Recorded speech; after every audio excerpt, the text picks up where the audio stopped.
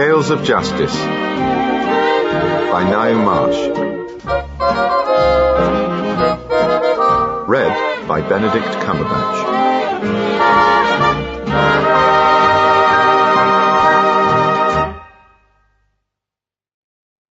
Nurse Kettle pushed her bicycle to the top of Watts Hill and there paused. Sweating lightly, she looked down on the village of Swevenings. Smoke rose in cosy plumes from one or two chimneys. Roofs cuddled into surrounding greenery. The Chine, a trout stream, meandered through meadow and coppice and slid blamelessly under two bridges. It was a circumspect landscape. Not a faux pas, architectural or horticultural, marred the seemliness of the prospect. Really, Nurse Kettle thought with satisfaction, it is as pretty as a picture. And she remembered all the pretty pictures Lady Lacklander had made in irresolute watercolour, some from this very spot. She was reminded, too, of those illustrated maps that one finds in the underground, with houses, trees, and occupational figures amusingly dotted about them. Seen from above like this, Swevenings resembled such a map. Nurse Kettle looked down at the orderly pattern of field, hedge, stream, and land, and fancifully imposed upon it the curling labels and carefully naive figures that are proper to picture maps. From Watts Hill, Watts Lane ran steeply and obliquely into the valley. Between the lane and the Chine was contained a hillside divided into 3 strips, each garnished with trees, gardens, and a house of considerable age. These properties belonged to 3 of the principal householders of Swevenings: Mr. Danbury Finn, Commander Seiss, and Colonel Carteret. Nurse Kettle's map, she reflected, would have a little picture of Mr. Danbury Finn at Jacob's cottage, surrounded by his cats, and one of Commander Seiss at Uplands, shooting off his bow and arrow. Next door, at Hammer Farm, only it wasn't a farm now, but had been much converted, it would show Mrs. Carteret in a garden chair with a cocktail shaker, and Rose Carteret, her stepdaughter, gracefully weeding. Her attention sharpened.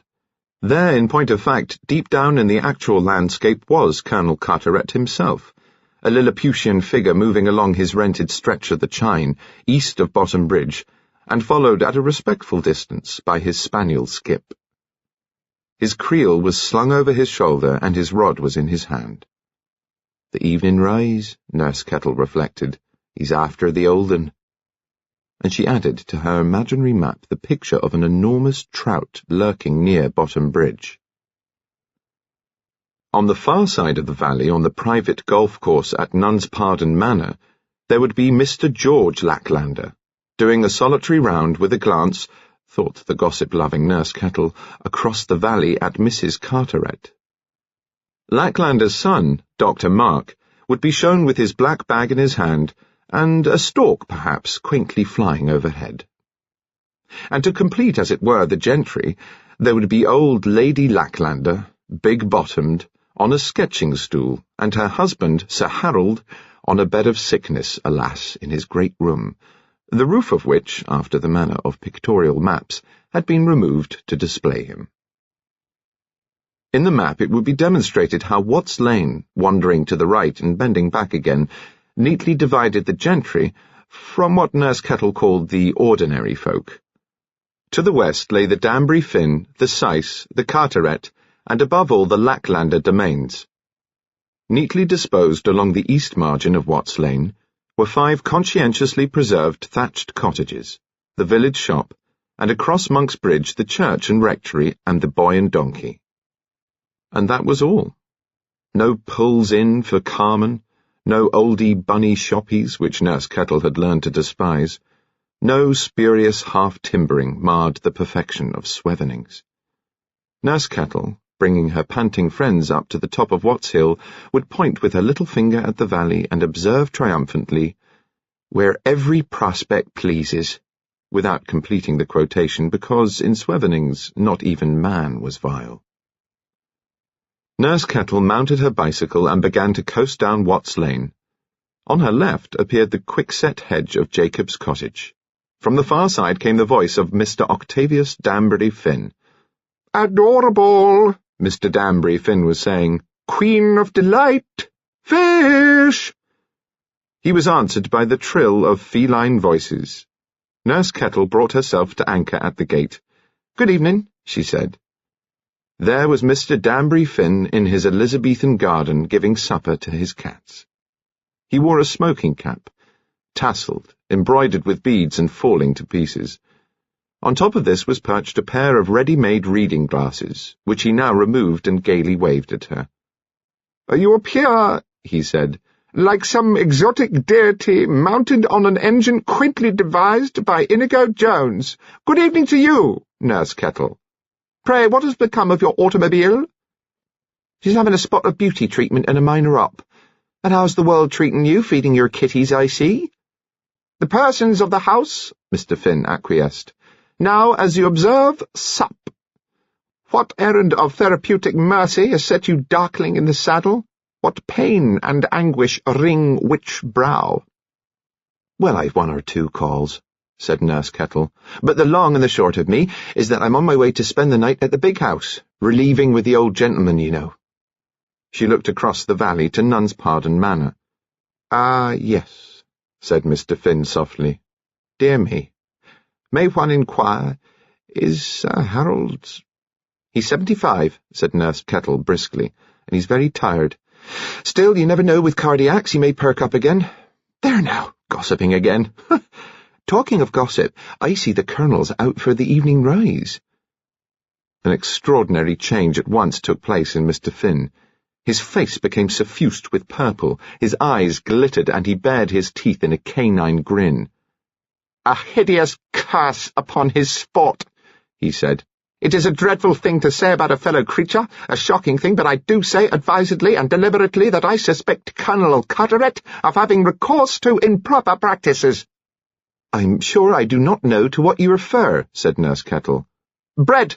Worms!" said Mr. Finn, spreading his arms. "Anything! Tickling, even! I'd put it as low as that." "I'm sure you're mistaken." "It is not my habit, Miss Kettle, to mistake the wanton extravagances of infatuated humankind. Look, if you will, at Carteret's associates. Look if your stomach is strong enough to sustain the experience at Commander Seiss." "Good gracious me, what has the poor commander done?" "That man, that intemperate filibuster who divides his leisure between alcohol and the idiotic pursuit of archery, that ward-room Cupid, my God, murdered the mother of Thomasina Twitchett. Not deliberately, I'm sure." Mr. Finn leant over his garden gate and grasped the handlebars of Nurse Kettle's bicycle. "In the cool of the evening, Madame Thorns, for such was her name, was wont to promenade in the bottom meadow. Being great with kit, she presented a considerable target. Seiss, flushed no doubt with wine, and flattering himself he cut the devil of a figure, is to be pictured upon his archery lawn. The instrument of destruction, a bow, with the drawing power, I am told, of 60 pounds, is in his grip, and the lust of blood in his heart. He shot an arrow in the air," Mr. Finn concluded, "and if you tell me that it fell to earth he knew not where, I shall flatly refuse to believe you. His target, his deliberate mark, I am persuaded, was my exquisite cat. Thomasina, my fair of fairs, I am speaking of your mamma." The cat blinked at Mr. Finn, and so did Nurse Kettle. "I must say," she thought, "he really is a little off, living alone with only those cats. It's not to be wondered at, really." She gave him her brightest professional smile and one of her standard valedictions. "Ah, well," she said, letting go her anchorage on the gate. "Be good, and if you can't be good, be careful." "Care," Mr. Danbury Finn countered with a look of real intemperance in his eye. "Killed the cat. Good evening to you, Nurse Kettle." Mr. Finn was a widower, but Commander Seiss was a bachelor. He lived next to Mr. Finn in a Georgian house called Uplands. He was looked after by an ex-naval rating and his wife. The greater part of the grounds had been allowed to run to seed, but the kitchen garden was kept up by the married couple and the archery lawn by Commander Seiss himself. At one end, in fine weather, stood a target on an easel, and at the other, on summer evenings, from as far away as Nun's Pardon, Commander Seiss could be observed in the classic pose, shooting around from his 60-pound bow. He was reputed to be a fine marksman, and it was noticed that however much his gait might waver, his stance, once he had opened his chest and stretched his bow, was that of a rock. As Nurse Kettle approached the house, she heard the sound of steps on the gravel, and saw him limping away round the far end, his bow in his hand. "Hi," she called out brightly. "Good evening, Commander." Seiss turned, hesitated for a moment, and then came towards her. He was a fairish, sunburned man who had run to seed. He still reeked of the Navy and, as Nurse Kettle noticed when he drew nearer, of whiskey. His eyes, blue and bewildered, stared into hers. "Sorry," he said rapidly. "Good evening. Beg your pardon." "Dr. Mark," she said, "asked me to drop in while I was passing and leave your prescription for you. There we are. The mixture as before." He took it from her with a darting movement of his hand. "Most awfully kind," he said. "Frightfully sorry. Nothing urgent." "No bother at all," Nurse Kettle rejoined. "I'm calling in at Hammer. Perhaps you won't mind my trespassing. There's a footpath down to the right of way, isn't there?" "Of course. Please do." They came out on the archery lawn and upon a surprising and lovely view over the valley of the Chine. "What a clear evening," Nurse Kettle exclaimed with pleasure. "And how close everything looks. I've been told that once upon a time you hit a mark you didn't bargain for down there." Seiss stopped dead. She saw that beads of sweat had formed on the back of his neck. Alcoholic, she thought, flabby. Shame, must have been a fine man when he looked after himself. "Great grief!" Seiss cried out, thumping his fist on the seat of her bicycle. "You mean the bloody cat?" "Well, great grief, it was an accident. I've told the perisher. An accident. I like cats." His eyes were misted and his lips trembled. "We all make mistakes," said Nurse Kettle comfortably. He pointed to a little gate at the end of the path. "Where's the gate into Hammer?" he said, and added with exquisite awkwardness. "I beg your pardon. I'm very poor company, as you see. Thank you for bringing the stuff. Thank you. "Much obliged for the assistance. Good evening to you." She pushed her bicycle through the gate into the well-tended coppice belonging to Hammer Farm, and in the direction of the Carteret's rose garden, where she could hear the snip of garden secateurs and a woman's voice quietly singing. A man's voice joined in, making a second part of the words, come away, death, and in sad cypress let me be laid." Nurse Kettle approached a green archway, and as she did so the woman's voice broke off from its song and said, "That's my favourite of all." "Strange," said the man. "Strange, isn't it, in a comedy to make the love song so sad? Don't you think so, Rose? Rose? Darling." Nurse Kettle tinkled her bell, passed through the green archway and looked to her right. She discovered Miss Rose Carteret and Dr. Mark Lacklander gazing into each other's eyes with unmistakable significance. Dr. Lacklander blushed to the roots of his hair and said, "Good God! Good heavens! Good evening!" And Miss Carteret said, "Oh, hello, Nurse, good evening." She too blushed, but more delicately than Dr. Lacklander. Nurse Kettle said, "Good evening, Miss Rose. Good evening, Doctor. Hope it's all right, my taking the short cut." Nurse Kettle was a romantic woman and took pleasure in the look of excitement on Dr. Lacklander's face and of shyness on Rose's. "Nurse Kettle," Dr. Lacklander said rapidly, "like a perfect angel, is going to look after my grandfather tonight. I don't know what we should have done without her. And, by the same token," Nurse Kettle added, "I'd better go on my way." They smiled and nodded at her. "Well," she thought, "if that's not a case, I've never seen young love before. Blow me down flat, but I never guessed. Fancy!" When her figure, stoutly clad in her district nurse's uniform, had bobbed its way out of the enclosed garden, Rose Carteret and Mark Lacklander looked at each other and laughed nervously. Mark Lacklander said unsteadily, "Darling, don't," Rose said. "Honestly, don't." "No? Are you warning me off, Rose? Is it all a dead loss?"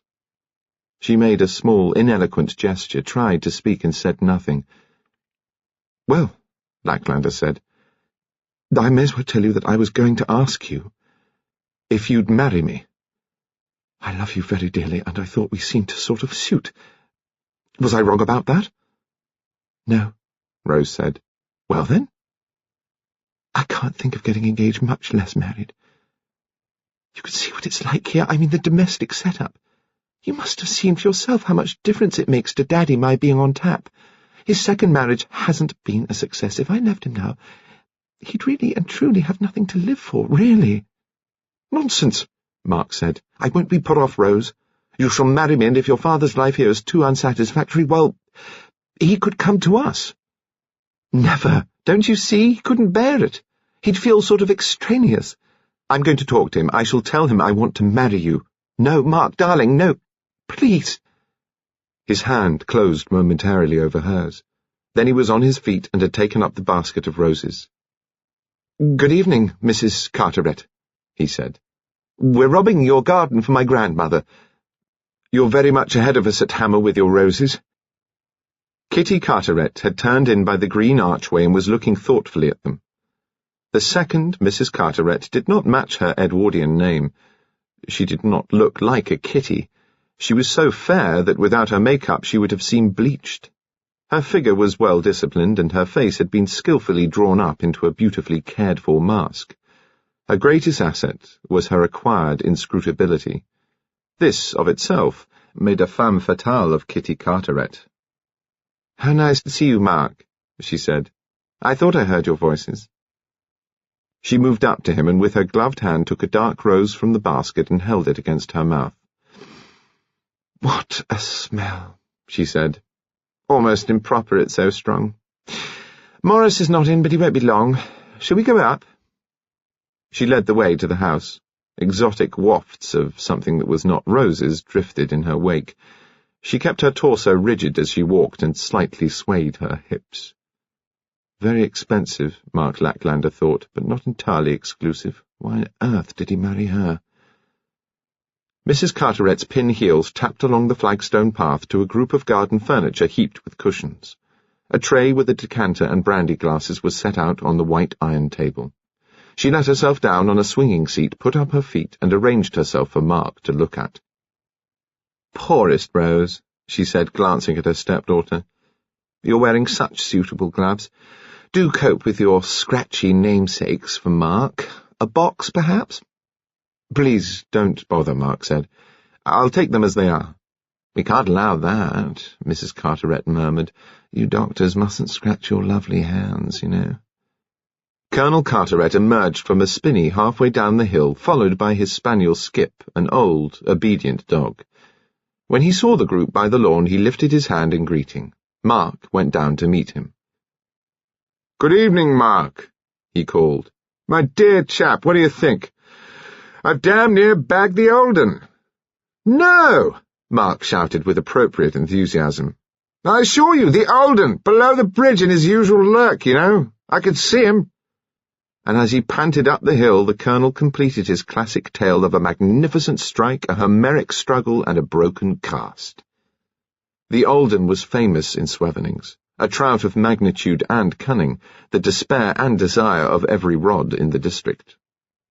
"So I lost him," the colonel ended, opening his eyes very wide. "What a thing! By Jove, if I'd got him, I really believe old Finn would have murdered me. The chap's impossible, you know. How's your grandfather?" Mark said, "He's failing pretty rapidly, I'm afraid. It's on his account that I'm here, sir." And he delivered his message. "I'll come at once," the colonel said. Sir Harold Lacklander watched Nurse Kettle as she moved about his room. He knew that he was dying. His grandson had not told him in so many words, but he had read the fact of death in the boy's face and in the behaviour of his own wife and son. "Long time," he said. He used as few words as possible because with every one he uttered, it was as if he squandered a measure of his dwindling capital. Nurse Kettle placed herself where he could see her and hear her easily, and said, "Dr. Mark says the colonel will be here quite soon. He's been fishing." "Luck?" "I don't know. He'll tell you." "Holden?" "Ah," said Nurse Kettle comfortably. "They won't catch him in a hurry."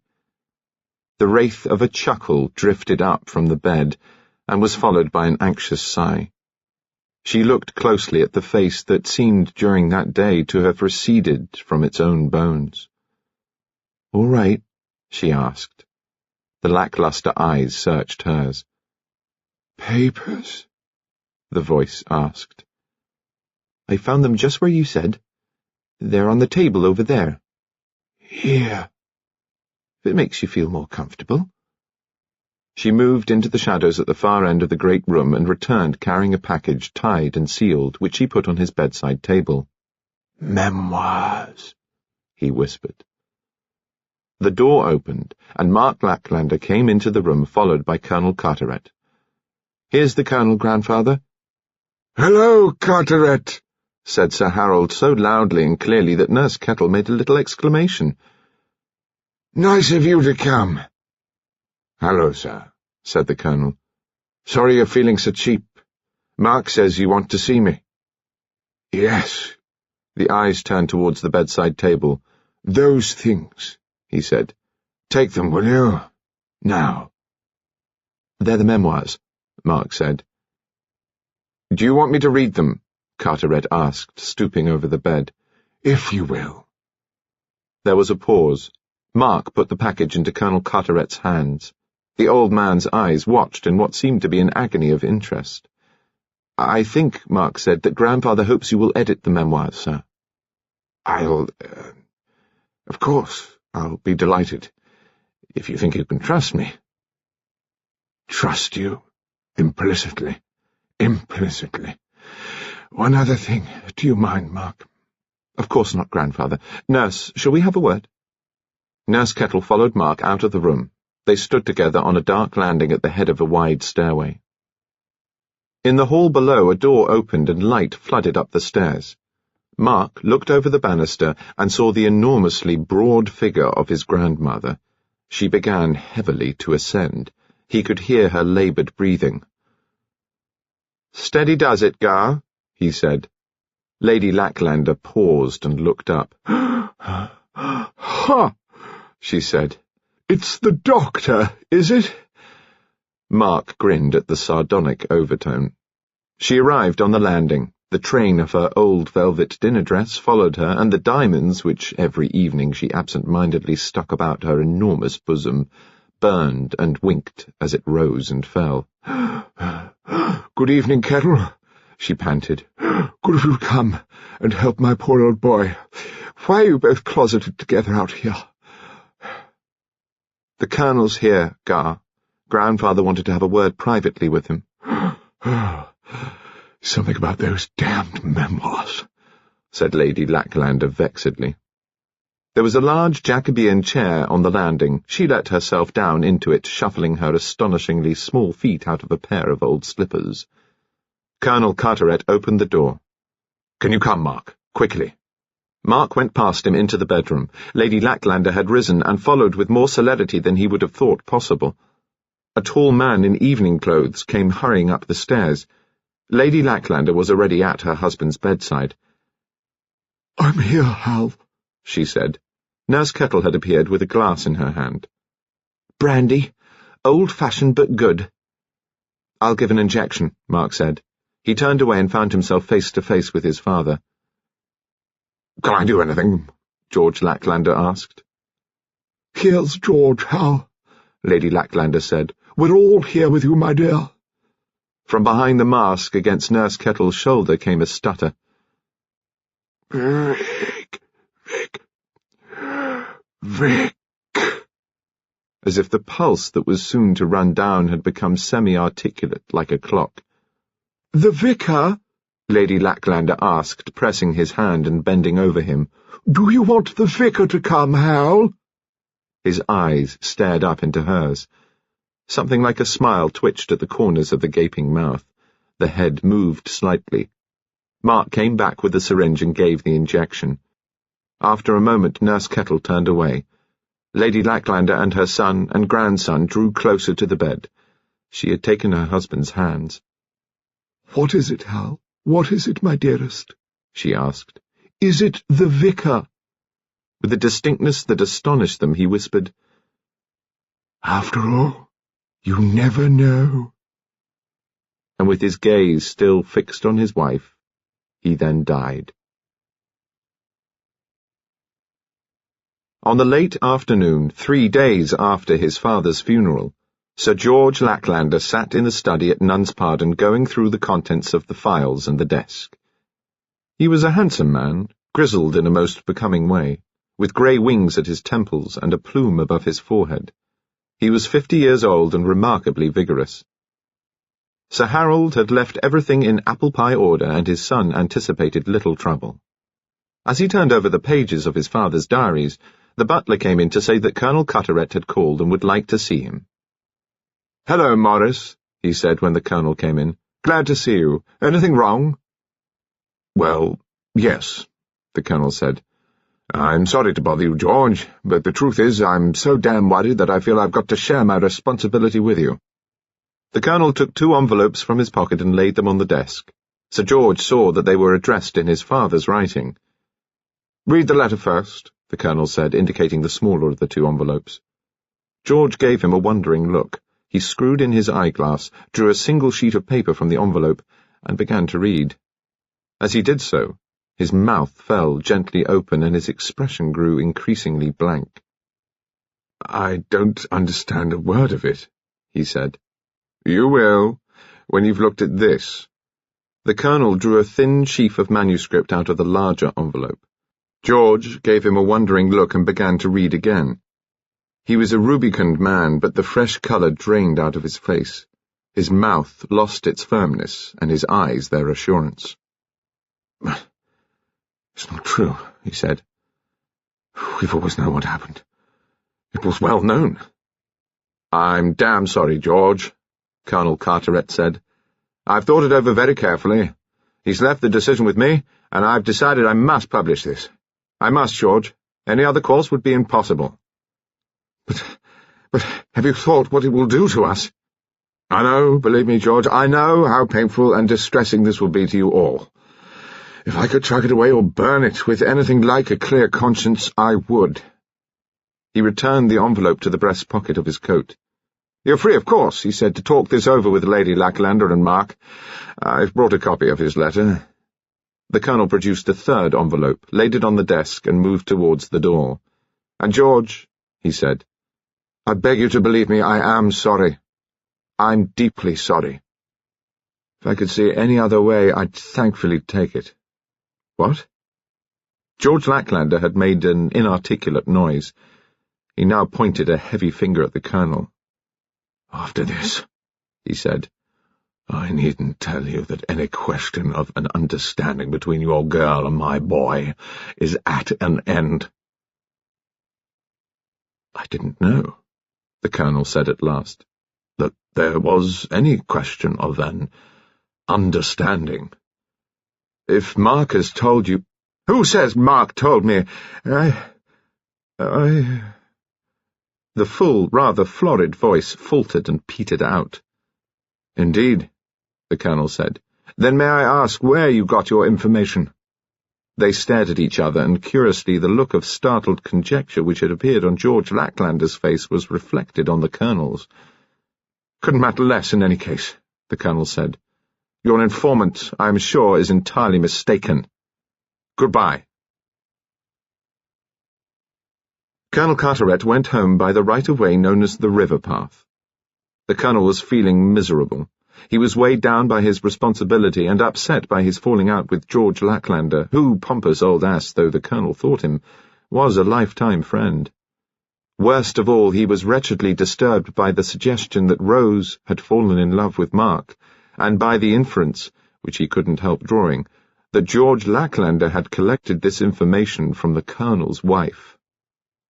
He came to the foot of the hill and to Bottom Bridge. The bridge divided his fishing from Mr. Danbury Finn's. He had the lower reaches and Mr. Finn the upper.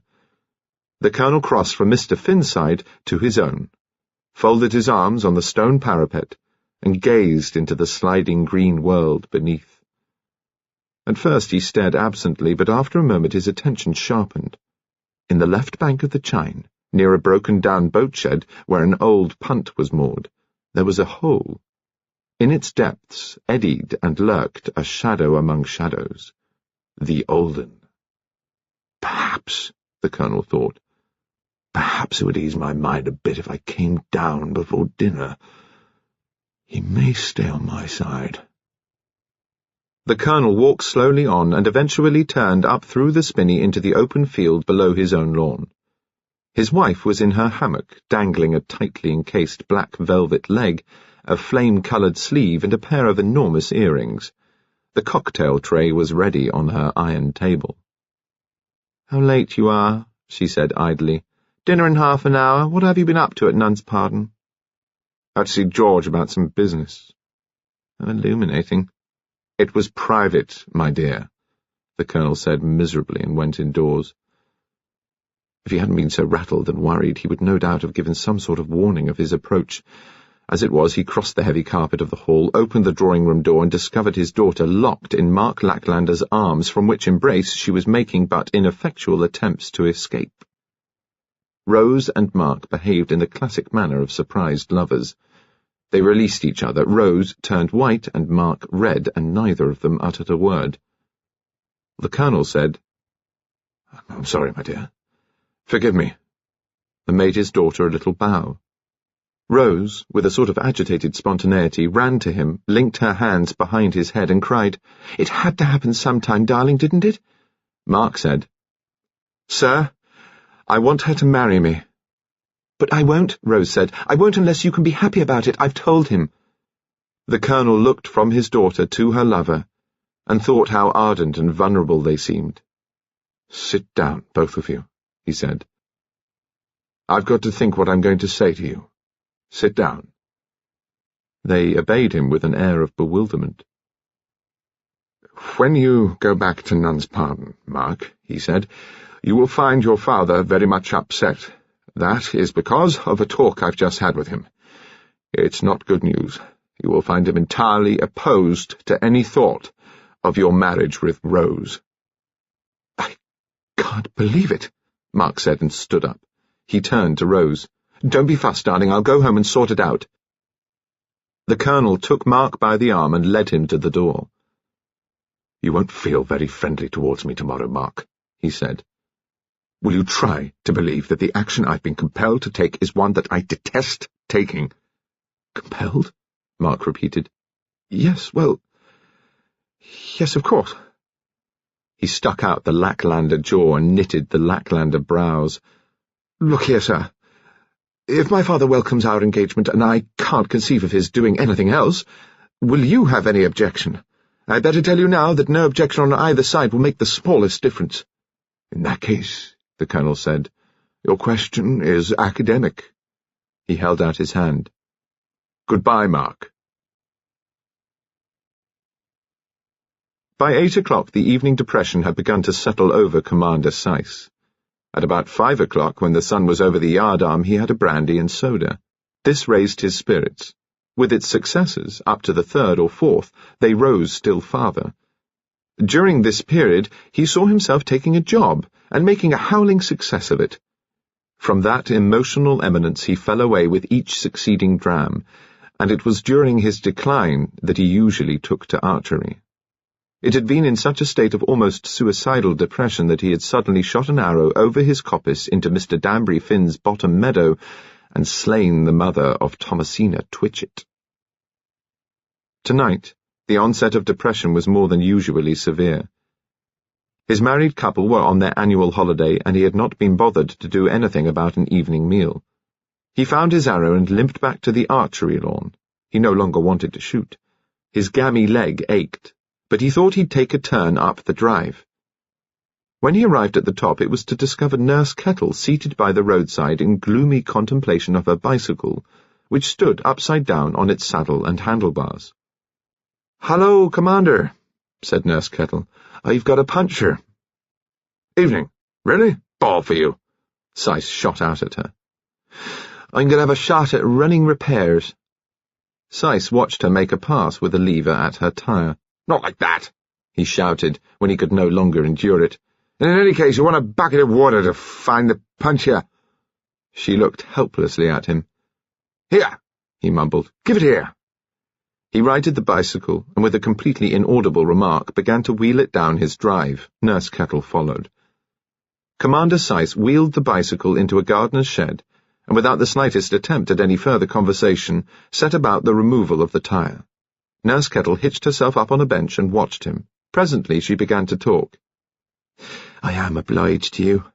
Epidemic in the village, odd cases all over the place, and then this happens. There, aren't you neat-fingered? I looked at a nun's pardon this evening, she continued. Lady Lacklander's got a tow, and Dr. Mark arranged for me to do the fomentations. Commander Seiss repaired the puncture and replaced the tube and tire. When he had finished and made as if to stand up, he gave a sharp cry of pain, clapped his hand to the small of his back, and sank down again on his knees. Hello? Nurse Kettle ejaculated. What's all this? Bago? Commander Seiss swore under his breath. Most frightfully sorry, he groaned. Excuse me. It was now that Nurse Kettle showed the quality that caused people to prefer her to grander and more up-to-date nurses. To Commander Seiss's conjurations to leave him alone, followed in the extremity of his pain by furious oaths, she paid no attention. She went down on all fours beside him, enticed him and aided him towards the bench, encouraged him to use it and her own person as aids to rising, and finally had him, although almost bent double, on his feet. She helped him into the house and lowered him down on a sofa in a dismal drawing-room. Down a bumps, she said. Sweating and gasping, he reclined there and glared at her. Now, what are we going to do about you, I wonder? Did I or did I not see a rug in the hall? Wait a bit. She went out and came back with a rug and covered him up, went out again and returned with a glass of water. Here's a couple of aspirin to go on with, said Nurse Kettle. He took them without looking at her. Please, don't trouble, he groaned. Thank you. Under my own steam. She gave him a look and went out again. In her absence he attempted to get up but was galvanized with the monstrous jab of lumbago and subsided in agony. He began to think she had gone for good when she came in with 2 hot water bags. At this stage, she said, heat's the ticket. Where'd you get those things? Borrowed them from the Carterets. My God! She laid them against his back. Dr. Mark's coming to look at you, she said. My God! He was at the Carterets, and if you ask me, there's going to be some news from that quarter before any of us are much older. To his horror, she began to take off his shoes. With a yo-heave-ho, said Nurse Kettle out of compliment to the Navy. Like a cup of tea? She asked. No, thank you. Well, it won't be anything stronger unless the doctor says so. He reddened, caught her eye, and grinned. Come, she said, that's better. I'm really ashamed to trouble you so much. I might have said the same about my bike, mightn't I? She bustled out again and came back with Mark Lacklander. The examination was brief. If the lumbago doesn't clear up, we can do something a bit more drastic, Mark said. But in the meantime, Nurse Kettle will get you to bed. Good God! And look in again tomorrow morning. When he had gone, Nurse Kettle said cheerfully, Well, you'll have to put up with me, it seems. Half an hour later, when he was propped up in bed with a cup of hot milk and a plate of bread and butter, and the lamp within easy reach, Nurse Kettle looked down at him with her quizzical air. Well, she said, I shall now, as they say, love you and leave you. Thank you, gabbled Commander Seiss nervously. Thank you. She had plodded over to the door before his voice arrested her. I don't suppose, he said, that you are familiar with Aubrey's brief lives, are you? No, she said. Who was he when he was at home? He wrote a brief life of a man called Sir Jonas Moore. It begins, sciatica, he cured it by boiling his buttocks. I'm glad at least you don't propose to try that remedy. Well, cried Nurse Kettle delightedly, you are coming out of your shell to be sure. Nighty-bye. During the next 3 days, Nurse Kettle, peddling about her duties, had occasion to notice, and she was sharp in such matters, that something untoward was going on in the district. Wherever she went, whether it was to attend upon Lady Lacklander's toe, or upon the abscess of the gardener's child at Hammer, or upon Commander Syce's strangely persistent lumbago, she felt a kind of heightened tension in the behaviour of her patients, and also in the behaviour of young Dr. Mark Lacklander. Rose Carteret, when she encountered her in the garden, was white and jumpy. The Colonel looked strained, and Mrs. Carteret singularly excited. "Kettle," Lady Lacklander said on Wednesday, wincing a little as she endured the approach of a fermentation to her toe. "Tell me, is there any gossip in the village about my grandson? Romantic gossip?" "A bit," Nurse Kettle said, and after a pause added, "It'd be lovely, wouldn't it? She's a sweet girl, and an heiress into the bargain." "Oof. You go past Hammer on your way home, don't you?" Nurse Kettle said she did. "I've written a note to Colonel Carteret. Drop it there like a good creature, will you?" Nurse Kettle said she would, and fetched it from Lady Lacklander's writing desk. "It's a pity," Lady Lacklander muttered, as Nurse Kettle was about to leave her. "It's a pity poor George is such an ass." She considered that George gave only too clear a demonstration of being an ass when she caught a glimpse of him on the following evening. He was playing a round of golf with Mrs. Carteret. George had fallen into a muddled, excited dotage upon Kitty Carteret. She told him repeatedly how chivalrous he was, and so cast a glow of knight-errantry over impulses that are not usually seen in that light. She allowed him only the most meagre rewards, doling out the lesser stimulants of courtship in positively homeopathic doses. Thus, on the Nun's Pardon golf course, he was allowed to watch, criticize, and correct her swing. Lady Lacklander, tramping down River Path in the cool of the evening, with a footman in attendance to carry her sketching impedimenta and her shooting stick, observed her son and his pupil, as it were, in pantomime on the second tee. The two figures disappeared over the crest of the hill, and Lady Lacklander plodded heavily on in great distress of mind. Because of her ulcerated toe, she wore a pair of her late husband's shooting boots. She and the footman reached Bottom Bridge, turned left, and came to a halt before a group of alders, and the prospect of a bend in the stream. The footman set up her easel, filled her water jar at the stream, placed her camp stool, and put her shooting stick beside it. When she fell back from her work in order to observe it as a whole, Lady Lacklander was in the habit of supporting her bulk upon the shooting stick. The footman left her. She would reappear in her own time at Nun's Pardon and change for dinner at 9 o'clock. The footman would return and collect her impedimenta.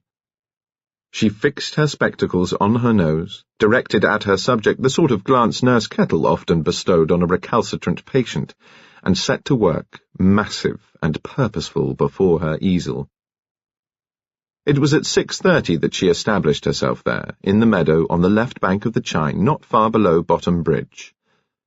At 7, Mr. Danbury Finn, having assembled his paraphernalia for fishing, set off down Watts Hill. He did not continue to Bottom Bridge, but turned left and made for the upper reaches of the Chine. At 7, Mark Lacklander, having looked in on a patient in the village, set off on foot along Watts Lane. He carried his case of instruments, as he wished to lance the abscess of the gardener's child at Hammer, and his racket and shoes as he proposed to play tennis with Rose Carteret. He also hoped to have an extremely serious talk with her father. At 7, Nurse Kettle, having delivered Lady Lacklander's note at Hammer, turned in at Commander Syce's drive and free-wheeled to his front door. At 7, Sir George Lacklander, finding himself favourably situated in a sheltered position behind a group of trees, embraced Mrs. Carteret with determination, fervour, and an ulterior motive. At Hammer, Rose and her father sat in his study and gazed at each other in dismay. "When did Mark tell you?" Colonel Carteret asked. "On that same night. He went to Nun's Pardon, and his father told him, and then he came back here and told me. Daddy, you do understand, don't you, that theoretically Mark is absolutely on your side, and I agree too, absolutely, other things being equal." "Ah," said the Colonel. "But they're not, darling," Rose cried out. "They're nothing like equal. In terms of human happiness, they're all cockeyed. Mark says his grandmother's so desperately worried that with all this coming on top of Sir Harold's death and everything, she may crack up altogether." Rose went to the window and looked down. "She's down there somewhere," she said, "sketching in Bottom Meadow. She only sketches when she's fussed." "She sent me a chit. She wants me to go and talk to her at 8 o'clock, when I suppose she'll have done a sketch and hopes to feel less fussed. Damned inconvenient hour, but there you are." "And of course," Rose added, "Mark's papa, he's cutting up most awfully rough and—" Rose caught back her breath. Her lips trembled and her eyes filled with tears. She launched herself into her father's arms and burst into a flood of tears. "My poor baby," murmured the agitated and sentimental Colonel. "My poor baby." He dabbed at her eyes with his own handkerchief, kissed her, and put her aside. "Nothing to be gained by any further delay. I'll go now." He went to his desk, unlocked a drawer, and took out an envelope. Then he went to call on Mr. Octavius Danbury Finn. Lady Lacklander consulted the diamond-encrusted watch which was pinned to her tremendous bosom, and discovered that it was now 7 o'clock. She rose from her stool, tramped some distance away to the crest of a hillock, seated herself on her shooting stick, and contemplated her work through a lorgnette tricked out with diamonds. The shooting stick sank beneath her in the soft meadowland so that the disc, which was designed to check its descent, was itself embedded to the depth of several inches. When Lady Lacklander returned to her easel, she merely abandoned her shooting stick, which remained in a vertical position, and from a distance looked a little like a giant fungoid growth. Sticking up above intervening hillocks and rushes, it was observed over the top of his glasses by the long-sighted Mr. Finn when, accompanied by Thomasina Twitchett, he came nearer to Bottom Bridge. Keeping on the right bank, he began to cast his fly in a somewhat mannered but adroit fashion over the waters most often frequented by the Olden. Lady Lacklander, whose ears were as sharp as his, heard the whir of his reel, and remaining invisible was perfectly able to deduce the identity and movements of the angler. At the same time, far above them on Watts Hill, Colonel Carteret, finding nobody but 7 cats at home at Jacob's cottage, walked round the house, and looking down into the little valley at once spotted both Lady Lacklander and Mr. Finn, like figures in Nurse Kettle's imaginary map, the one squatting on her camp stool, the other in slow motion near Bottom Bridge. "I've time to speak to him before I see her," thought the Colonel, "but I'll leave it here in case we don't meet." He posted his long envelope in Mr. Finn's front door, and then, greatly troubled in spirit, he made for the river path and went down into the valley, the old spaniel Skip walking at his heels. Nurse Kettle, looking through the drawing-room window at Uplands, caught sight of the Colonel before he disappeared beyond Commander Syce's spinney. She administered a final tattoo with the edges of her muscular hands on Commander Syce's lumbar muscles and bustled away to wash her hands. When she returned, Syce was sitting on the edge of his improvised bed. He wore slacks, a shirt, a scarf, and a dressing gown. "I hope you will give me the pleasure of joining me for a drink before you go." They had their drinks, looking at each other with an air of comradeship. Commander Syce got out an album of photographs taken when he was on the active list in the Navy. Nurse Kettle adored photographs, and was genuinely interested in a long sequence of naval vessels, odd groups of officers, and views of seaports. Presently she turned a page and discovered quite a dashing watercolour of a corvette, and then an illustrated menu with lively little caricatures in the margin. These she greatly admired, and observing a terrified and defiant expression on the face of her host, ejaculated, "You never did these yourself." "You did? Well, aren't you the clever one?" Without answering, he produced a small portfolio which he silently thrust at her. It contained many more sketches. Although Nurse Kettle knew nothing about pictures, she did, she maintained, know what she liked, and she liked these very much indeed. They were direct statements of facts, and she awarded them direct statements of approval, and was about to shut the portfolio when a sketch that had faced the wrong way round caught her attention. She turned it over. It was of a woman lying on a chaise longue, smoking a cigarette in a jade holder. "Why," Nurse Kettle ejaculated, "why, that's Mrs. Carteret." Syce said very rapidly, "Party, Metafaris, surely, forgotten all about it." "That would be before they were married, wouldn't it?" Nurse Kettle remarked with perfect simplicity. She shut the portfolio, said, "You know, I believe you could make my picture map of Swevenings," and told him of her great desire for one. When she got up and collected her belongings, he too rose, but with an ejaculation of distress. "See? I haven't made a job of you yet," she remarked. "Same time tomorrow suit you?" "Admirably," he said. "Thank you, thank you, thank you." He gave her one of his rare, painful smiles, and watched her as she walked down the path towards his spinney. It was now 9:15. Nurse Kettle had left her bicycle in the village where she was spending the evening with the Women's Institute. She therefore took the river path and followed a rough path along the right bank of the Chine, past a group of alders and another of willows. As sometimes happens when we are solitary, she had the sensation of being observed, but she was not a fanciful woman and soon dismissed this feeling. "It's turned much cooler," she thought. A cry of mourning, intolerably loud, rose from beyond the willows and hung on the night air. A thrush whirred out of the thicket close to her face, and the cry broke and wavered again. It was the howl of a dog. She pushed through the thicket into an opening by the river, and found the body of Colonel Carteret, with his spaniel Skip beside it, mourning him. Nurse Kettle was acquainted with death. She did not need Skip's lament to tell her that the curled figure resting its head on a turf of river grass was dead. She knelt beside it, and pushed her hand under the tweed jacket and silk shirt. Cooling, she thought. A tweed hat with fisherman's flies in the band lay over the face. She lifted it and remained quite still with it suspended in her hand. The colonel's temple had been broken, as if his head had come under a waxworker's hammer. The spaniel threw back his head and howled again. "He's been murdered," thought Nurse Kettle. She could see, not far from the colonel's hand, the glint of a trout's scale in the grass and of a knife blade nearby. His rod was laid out on the lip of the bank, less than a pace from where he lay. "I'll find the doctor," she thought. She patted Skip, made her way out of the willow grove, and presently came into the open grounds of Nunsparden.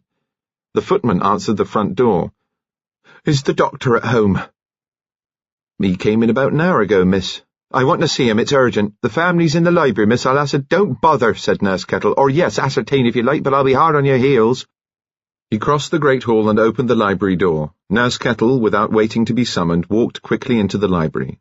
The three Lacklanders had turned in their chairs. George and Mark got up. Mark looked sharply at her and came quickly towards her. Lady Lacklander said, "Kettle, what has happened to you?" Nurse Kettle said, "Good evening, Lady Lacklander. Good evening, Sir George." She put her hands behind her back and looked full at Mark. "May I speak to you, sir?" she said. "There's been an accident." "All right, nurse," Mark said. "To whom?" "To Colonel Carteret, sir." The expression of inquiry seemed to freeze on their faces. It was as if they retired behind newly assumed masks. "What sort of accident?" Mark asked. He pushed a chair forward for Nurse Kettle, and she took it thankfully. Her knees, she discovered, were wobbling. "Now then, out with it," said Lady Lacklander. "He's dead, isn't he, Kettle?" "Yes, Lady Lacklander. He's been murdered," said Nurse Kettle. In the drawing-room at Hammer there was an incongruous company assembled. Kitty Carteret, Mark Lacklander, and Nurse Kettle waited there while Lady Lacklander sat with Rose in the Colonel's study. She had arrived first at Hammer, having been driven round in her great car, while Mark and Nurse Kettle waited in the valley, and George rang up the police station at Chining. George had remembered he was a justice of the peace, and was believed to be in telephonic conference with his brethren of the bench. So it had fallen to Lady Lacklander to break the news to Kitty, whom she had found wearing her black velvet tights and flame-coloured top in the drawing-room. Presently Kitty broke into a harsh, strangulated sobbing, twisting her fingers together and turning her head aside. She walked about the room, still Lady Lacklander noticed swaying her hips. Presently she fetched up by a grog tray on a small table and shakily poured herself a drink. "That's a sensible idea," Lady Lacklander said as the neck of the decanter chattered against the glass. Kitty awkwardly offered her a drink, which she declined with perfect equanimity. Her manner, she thought to herself, is really too dreadful. What shall I do if George marries her?" It was at this juncture that Nurse Kettle and Mark had appeared outside the French windows. Lady Lacklander let them in. "Sergeant Oliphant's there," Mark murmured. "They're going to ring Scotland Yard. Does Rose—" "Not yet. She's out in the garden somewhere." Mark went across to Kitty and spoke to her with a quiet authority that his grandmother instantly approved. She noticed how Kitty steadied under it, how Mark, without fussing, got her into a chair. A light and charming voice sang in the hall. Come away, Death." And Mark turned sharply. "I'll go," his grandmother said, "and I'll fetch you when she asks for you." With a swifter movement than either her size or her age would have seemed to allow, she had gone. Kitty Carteret was quieter, but still caught her breath now and again in a harsh sob. "Can't believe it. We saw him down there fishing." And then she suddenly demanded, "Where's George?" Nurse Kettle saw Mark compress his lips. At that moment George himself walked in and the party became even less happily assorted. "My dear Kitty," said Sir George in a special voice, "I'm so terribly, terribly sorry. What can one say? What can one do?" Kitty's distress began perceptibly to take on a more becoming guise. She looked into his eyes and said, "How terribly good of you to come." Mark was about to retire to the terrace when the door opened and his grandmother looked in. "Mark," she said. He went quickly into the hall. "In the study," Lady Lacklander said, and in a moment he was there with Rose, sobbing bitterly in his arms. "You need pay no attention to me," Lady Lacklander said. "I am about to telephone New Scotland Yard. Your father tells me they have been called in, and I propose to send for Helena Allain's boy. Central, I want New Scotland Yard, London." Mark had drawn Rose to a chair and was kneeling beside her, gently wiping away her tears. "Hello?" Lady Lacklander said. "New Scotland Yard? This is Hermione, Lady Lacklander speaking. I wish to speak to Mr. Roderick Allain." Allain and Fox had worked late, tidying up the last phase of a tedious case of embezzlement. At 12 minutes to 10 they had finished. Allain shut the file with a slap of his hand. "Dreary fellow," he said. "Hope they give him the maximum. Damn good riddance. Come back with me and have a drink, Brer Fox. I'm a grass widower and hating it. Troy and Ricky are in the country. What do you say?" Fox drew his hand across the lower part of his face. "Well now, Mr. Allain, that sounds very pleasant," he said. "I say yes, and thank you." "Good."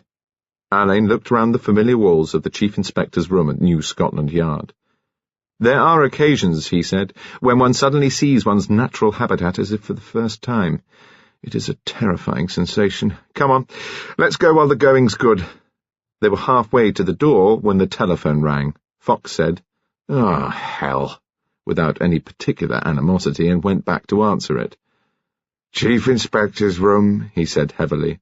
"Well, yes, he's here, just." He listened for a moment, gazing blandly at his superior. "Say I'm dead," Allain suggested moodily. Fox laid his great palm over the receiver. "They make out it's a Lady Lacklander on call from somewhere called Swevenings," he said. "Lady Lacklander? Good Lord, that's old Sir Harold Lacklander's widow." "Chief Inspector Allain will take the call," Fox said, and held out the receiver. Allain sat on his desk and announced himself into the receiver. "Indeed," the voice rejoined. "Hermione Lacklander speaking. I won't waste time reminding you about myself. You're Helena Allain's boy, and I want an assurance from you. A friend of mine has just been murdered," the voice continued, "and I hear the local police are calling in your people. I would greatly prefer you, personally, to take charge of the whole thing. That can be arranged, I imagine?" Allain, controlling his astonishment, said, "I'm afraid only if the Assistant Commissioner happens to give me the job." A second telephone began to ring. Fox answered it, and in a moment held up a warning hand. "Central Office, sir. Orders for Swevenings. Homicide. Blistering apes. Us?" "Us," said Fox stolidly. Allain spoke into his own receiver. "Lady Lacklander, I am taking this case, it appears. Glad to hear it, said Lady Lacklander. I suggest you look pretty sharp about it. Au revoir, she added with unexpected modishness, and rang off. Fox, in the meantime, had noted down instructions. "It's a Colonel Carteret," he said. "We go to a place called Chining in Barfordshire, where the local sergeant will meet us. Everything's laid on down below." Alain had already collected his hat, coat, and professional case. Fox followed his example. They went out together through the never-sleeping corridors. A car waited for them with Detective Sergeants Bailey and Thompson and their gear already on board. As they drove out of the yard, Big Ben struck 10. "That's a remarkable woman, Fox," Alain said. "She's got a brain like a turbine and a body like a ton. Her husband was one of my great white chiefs in the Foreign Service. Solemn chap. Just missed being brilliant. Before the war, the old boy was chargé d'affaires at Zlonitsa. The special branch got involved for a time. I remember there was a very nasty bit of leakage. A decoded message followed by the suicide of the chap concerned." For a long time they drove on in silence, broken at long intervals by the desultory conversation of old friends. "We're running into a summer storm," Alain said presently. Giant drops appeared on the windscreen and were followed in seconds by a blinding downpour. Nice setup for field work," Fox grumbled. "It may be local, although, no, by gum, we're nearly there." The air smelt fresher when they got out. Alain led the way into a typical county police station and was greeted by a tall, sandy-haired sergeant. "Chief Inspector Alain, sir. Sergeant Oliphant. Very glad to see you, sir. With that short of chaps in the country, we don't know which way to turn if anything of this nature crops up. I've left my one PC in charge of the body, and that reduces my staff to me.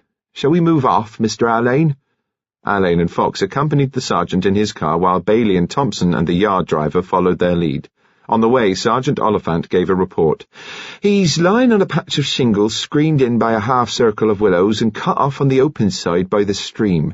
He's lying on his right side, kind of curled up, as if he'd been bowled over from a kneeling position, like.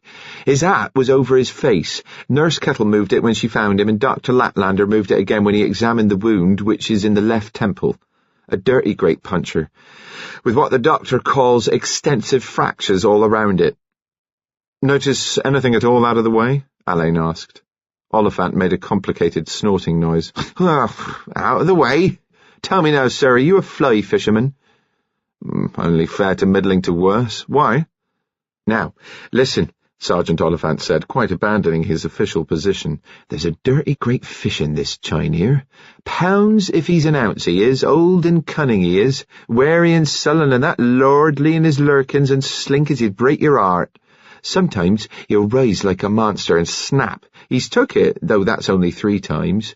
Once being the deceased's doing, a matter of a fortnight ago, which he left his cast in his jaws, he being a mighty fighter, and once the late Squire Sir Harold Latlander, he lost him through being, as the man himself frankly admitted, overzealous in the playing of him. Now, said the sergeant, now for the last and final cast, hooked, played and landed by the poor colonel, sir, and lying there by his dead body, or I can't tell a 5-pound trout from a stickleback.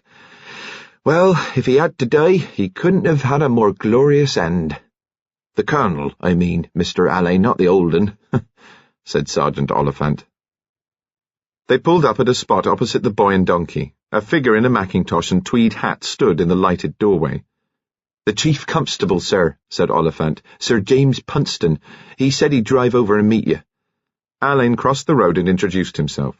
The Chief Constable was a weather-beaten, tough-looking man who had been a Chief Commissioner of Police in India. "Thought I'd better come over," Sir James said, "and take a look at this show. Damn bad show it is."